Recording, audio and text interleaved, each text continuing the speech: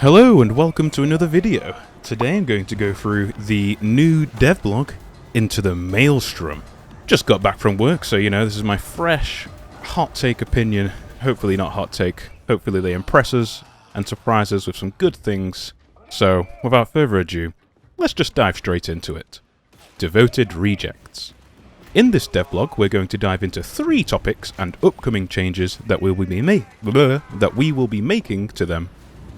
The 3 topics are the mission board, crafting, and currencies/resources within Darktide. Okay, all of which need desperate improvement, so I hope they woo us here. All the changes that we'll be discussing in this devlog have been in development and are being prepared to launch in patch 12 or 1.1.20. These changes mark the next step in our support to the game. We will keep on monitoring feedback and evaluate future changes. For clarity, these changes are not the only changes currently in development and being worked on by the team. We are also hard at work on Darktide for Xbox. Yeah, I bet you are, though I still don't think that's coming until Christmas time personally, so you know, Xbox users, don't get your hopes up. Still sad that it's not for console, as you know, that would have been nice. PlayStation players out there who don't want to have Xboxes will probably be sad about that. Right, let's jump into it then. Mission board. We're making some key changes to how the mission board generates its missions, while also expanding upon the available content. We are going to cover the details further into the devlog, but for those of you who want a high-level summary, here are the changes that we made. Okay, here we go team, here we go. Maelstrom missions. We'll be introducing Maelstrom missions, which are a set of new conditions with a mixture of new modifiers and existing ones in many different variations. Most of them will be explained through a string of modifiers, for example, waves of specialists, hunting grounds, waves of mutants, and players have 20% reduced ability cooldown. These Maelstrom missions will be approached with caution as some of them can be quite challenging. As a reward for completing these challenges, both XP and auto dockets will have a higher payout than usual. They will be accessible through a unique slot on the mission board, which is available at all times so that they are easy to find and try out. Okay, I mean that sounds good. Yeah, we'll get a singular mission that has a nice giant set of bonuses and challenges to it, so you know, I'm open for that. It should be fun. Let me know your opinions on that down below. You know, it's nice to have a little bit of XP and auto dockets, even though XP is still useless. Hopefully they'll change that in this devlog. I don't have my hopes up, but we will see. Auto dockets, yeah, having a bit extra, whatever. It's not the most amazing thing ever. Let's move on, shall we? Auric level operations. I'm going to assume that's Auric. Could be Auric. Oh, before I move on, we can just have a cheeky look at the mission board here. Right, okay. So just looking at this picture by itself, we've got an extra bonus on the quick play. I'm sure I'm going to learn all of this later on. So, that's 20% experience in quick play. You know, if they don't increase or make experience useful, I'm going to be really disappointed about that, but we'll see when we go further on into the video. What do we have? So it looks like you can limit the amount of mission difficulties you see, which is amazing, which means we could possibly have more Damnation missions instead of seeing 1, 2, 3. I don't even want to see level 4 missions, to be honest, because I don't want to do level 4. I want to do Damnation and Damnation only. So, but it's nice that there's a lot more Damnation on here, but let's carry on and learn what they have to say. We are introducing an additional mission board for players that will consist of a set of high difficulty missions that will always have a condition applied to them. You must be level 30 to play these missions. Side note, the numbers of missions available for Auric level operations in the above screenshot could be subject to change. This board will also support Maelstrom missions. A few of them will have a unique condition variations that are inherent to the Auric level board. With the changes we made to the dynamic system, we have made the Auric level operations favour high intensity conditions. There will be no low intensity conditions active in these missions. That is music to my ears. Oh my goodness, right, that's amazing, cool. A change I'm actually happy about. High intensity missions all the time, yes please, give it to me. I don't want to go on, play dogs, lights out, snipers, low intensity, elite resistance, unless it gets high intensity, I'll try it then, but nah, high intensity every single time, please, right, this is good news, right. The first devlog, I'm actually happy about, so far. Let's continue. Quick play bonuses. We are adding bonuses through the use of quick play, as we want to ensure that you are rewarded should you choose to lend a helping hand by filling an empty slot in a strike team. Experience, order dockets, diamantine and plastine will be bonuses upon receiving these rewards when a mission concludes.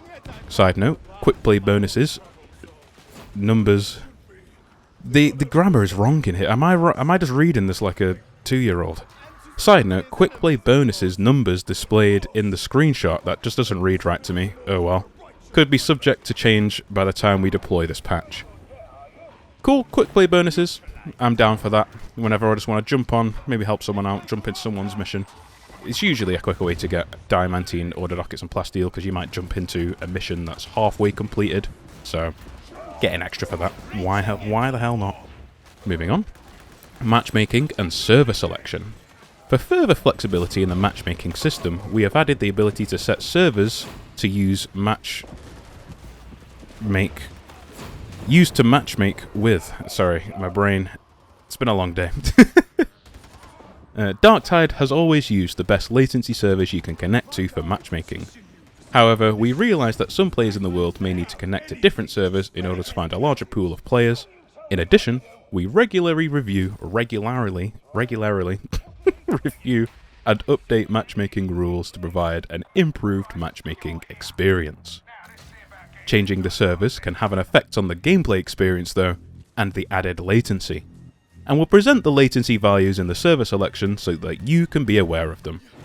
It's not a change that would really make a difference to me. I'm just going because I live in the UK, so I imagine there's a few optimal servers for players in the UK to connect to, and I'll just continue connecting to those. Changing to the dynamic system of the mission board. The mission board on the Morningstar shows the emergent threats throughout the Tertium Hive. Functionally, these threats are uncovered by the board through the use of two systems, a dynamic system and an event-driven system. The dynamic system generates content based upon a set of rules. Meanwhile, the event system acts as an overriding system that will then substitute its rule set over the dynamic one. We have made several changes and added functionality to the dynamic system to give much more refined controls over the content generation.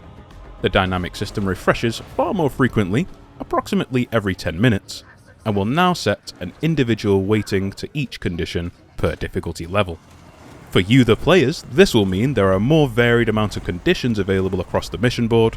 There is also now control for us to weigh certain conditions for certain difficulties differently. As an example, you will see much less frequent occurrences of low intensity conditions in Damnation, thank God, while lower difficulties like Uprising will have less frequent occurrences of high intensity conditions. The intent is for new players to have a smoother experience at the start, while also providing a challenge to advanced players with harder conditions. Our aim in these changes is to refine the emergence aspects of the mission board with further variety and the ability to adjust the board as needed. My opinions on this. Rejoice. More high intensity for Damnation. Yes, please. I don't know about having more low intensity or that kind of for lesser difficulties, because those players, even though they're still learning the game, I'm sure they'll still want to jump into more high intensity gameplay. But I suppose new players will just have to let me know what their opinions are on that. But personally, if I was a new player, I'd be happier to go into high intensity than low intensity, because it's just more fun in general, even if you lose. Moving on. Oh, here we go. Here's a big one, guys. Crafting. Let's talk about crafting, and some of the upcoming changes you can expect. Item refinement, or previously known as perk re-rolling, is the main focus of our changing. Ability to select the exact perk when refining an item. There's music to my ears. You don't need to say it anymore. Of course, I want to see lots of changes in the RNG, but great. Don't need the mod to pick through 500 different changes to find the right one. So, rejoice. They've made a good change. Now let's see if they continue their streak. You can now select the exact perk at any tier you wish for an item, weapon, or curio. There is one direct cost to be made for each refine action. This cost will remain flat throughout the refining and will be reduced for lower level characters. As with the other actions at the shrine, The amount of required resources will scale both depending on the base item rating of the weapon and on the tier of the perk being selected to refine into. Okay, so, I mean, I've not scrolled down, so I don't know what happens with the lock, but I can't see the amounts that it's costing on this screenshot. So we'll have to wait and see to see how much they're going to fleece us. Maybe they're going to charge us extra for the privilege of not clicking 5 million times, but we'll see. Let's move on, shall we? 2 modifications for each items. You can now modify 2 different aspects of your weapon, be it perks and /orb blessings, locking out the other options. That being said, you'll be able to change the 2 aspects you have selected as many times as you want. This means you can choose to modify a perk and a blessing, or 2... I'm reading this and I'm going to carry on. This means you can choose to modify a perk and a blessing, or 2 perks, or 2 blessings. This increases the potential permutations of the weapon that you'll want to modify. The perks or blessings that you'll have chosen to modify will be indicated now in the item card. I have mixed opinions about this personally. Sure, if you roll amazing on the perks, then you've got freeloading to do whatever you want with the blessings, or vice versa, but this feels a bit lackluster and lame to me still. It is a small bonus to what it was before, so it is an improvement technically, but it doesn't really feel like one personally. Let me know your opinions on that below, because it doesn't really please me too much that, yeah, you can choose 2 of any of them now, but you still only get 2, and it still locks them out. But hey, they just like to ruin our lives. I'm going to move on. Change to curios. Here we go. We have extended the ability to make 2 modifications to curios. Specifically, you'll be able to modify 2 perks. We are aware that the changes mentioned above do not give unrestricted freedom, yeah, you're not wrong about that, to all aspects of an item. To do so would have a big impact on item acquisition in Darktide, and we want to explore different paths further down the line. So being able to change 2 in a curio is actually, that's amazing. Compared to what it was before, it's a big change, means we get an entire one we can change. Beautiful, I like that, very happy. Overall, for the weapons though, it's better, but it doesn't feel great still. And yeah, sure, it would have a big impact on item acquisition in Darktide, but you know what? It would have a big impact on the positive thoughts. But you know what? It would have a big impact by making players like the game more. Yeah! Evidently, they want the players to hate the game as much as possible. Let's carry on, shall we? Currencies and wallets. And for the final chapter in this devblock, we'd like to discuss the changes we'll be making to currencies and resources in Darktide. In short, all character-bound currencies are moving towards an account-bound wallet, where access is shared across all characters. They shot me in the foot, and then they gave me a pat on the back. Finally, all my characters share the resources, so I can choose to farm on any character. This is great. Really appreciate this. I'm trying to get currently lots of materials for my Ogrin, so that I can get more weapons, so I can roll higher ones, so I can get some videos and the weapons out. And, you know, I don't want to farm on my Ogrin all of the time, so it feels a shame and a waste of time when I go to my other characters to farm, or just to play the game in general, so this is a very welcome change personally. Migration of currencies. I hope they don't just slap me in the face now, we'll see. After careful consideration and review of how these systems are working, and what value that you, the players, receive out of them, we decided to opt for moving everything to a single unified account wallet. Now you can choose any character you have created, and with the currencies that you get as rewards, you can now choose how to spend those freely. With the next patch, after you log into Darktide, you'll go through an automatic migration process where the character wallets of Ordo Dockets, Ordo Ingots, Plasteel and Diamantine will merge into one unified wallet account. These currencies will no longer have any character-based wallet anymore. An acceptance to this process will be presented at the main menu / character selection screen, as well as a receipt detailing the balance of the wallets of your characters and the total merged results for the account. Additionally, the account wallet will now be displayed on this menu and show all of the aforementioned currencies and resources as they are now shared. Let's take a look at it, shall we? So this account wallet has got all his money, plasteel materials there. And then you've got an individual rundown of the character wallets. Very nice. Then, I mean, just a quick note on this. I would have liked to see the contract. Can't remember what the currency is for the contracts. I don't know if that's auto ingots. Is it? Oh, it is. Oh, well, oh, beautiful. Absolute right. I'm very happy about that. Hate farming for contracts for individual characters because, yeah, I've mentioned it's kind of same feelings as what I mentioned earlier. So it's nice that I can now get contracts across the board and be able to choose which weapon for any of the characters on the 4 different shops. Very, very happy about that. The next patch, 12, into the Maelstrom. All of the above changes are being prepared for our next patch to Darktide, which will release around mid-August, so that means mid-September. As part of this patch, there will be a maintenance period in which you'll be able to unable to log into the game. We expect it to last 3 hours. Hopefully they give us clarification on that closer to the time, but we'll see.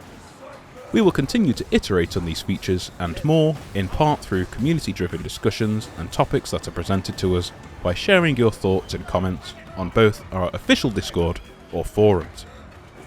Thank you for reading, and watch each other's feedbacks down there. And watch each other's backs down there on Tertium. Right, this is on Steam, so it's not the usual forum I jump into, so we're just going to have a look at the discussion, Salmi. Let's see what people are saying. Mud, finally I'll play the game. Well, he seems happy with it. A bit about cosmetics. Fatshark. Fatshark once again revealed they do not listen to community feedback. Wow, not only news, but good news. Okay, so it's a mixed opinion.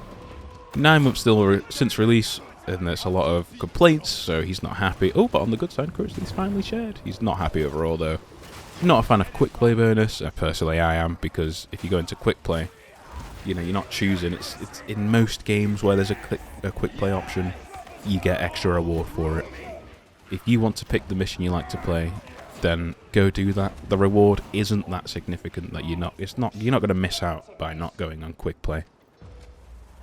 Step toward the right direction. Locking parts out is still, I agree, it is still mid. Break the locks, that's going to become a rioting chant with the pitchforks someday. Sick tight. Prepared disappointment, but they delivered just what I expected. Oh dear. Dead game. Okay, so it's the opinion I would probably say is around 70% negative, 30% positive. Overall, my opinion is that there's a lot of changes in here that I really, really enjoy. The map system is absolutely beautiful. I get to jump in, do high intensity, shock troop, all of that good stuff every single time I log into the game. Beautiful. I don't have to log in anymore, realize there's only dogs or only low intensity, be sad about my life for an hour before it refreshes. It's great. Got quick play, love that. This choosing which perk, absolutely beautiful. Bit meh on the 2 blessings or perks thing. Curios, absolutely amazing. Currencies across all accounts, absolutely amazing. Yeah, overall, there's a lot in this patch that is missing that people want. Solo play, for example. There's many, many more. Can't think of them all off the top of my head right now. But yeah, a good change, a good patch. Hopefully they give us some proper playable content soon. But that's got a little TM next to it. And soon probably means they're going to give us some proper playable content like new maps, classes, or whatever it may be. Maybe by Christmas time. Possibly on the anniversary of the game. Wouldn't expect any of that before then. But yeah, let me know your thoughts on this patch 12, down below. Lots of positive in here. A couple of bits that are a bit meh, and a lot missing from things players wanted. But overall for me, a positive one. And I will see you on the next video. Bye bye.